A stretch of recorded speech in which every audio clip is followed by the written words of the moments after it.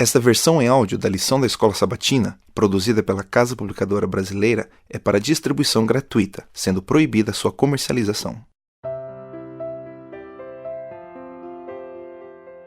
Terça, 20 de outubro. A advertência para Jeremias. O julgamento é este, que a luz veio ao mundo e os homens amaram mais as trevas do que a luz, porque as suas obras eram más.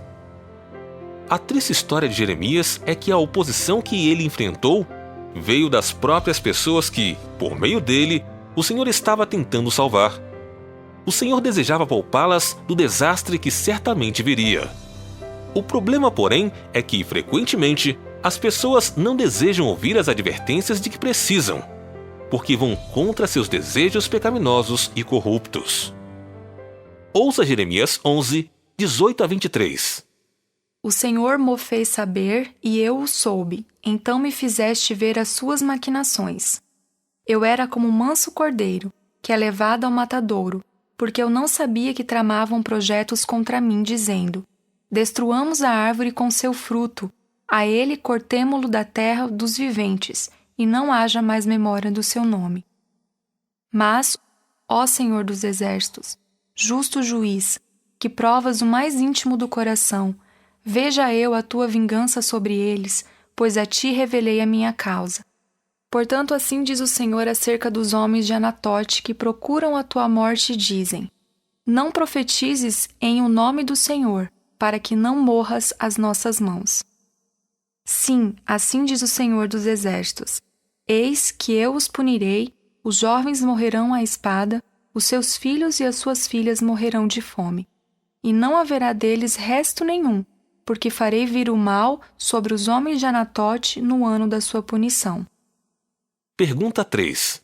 O que estavam fazendo contra o profeta? O que algumas imagens usadas no texto nos fazem lembrar?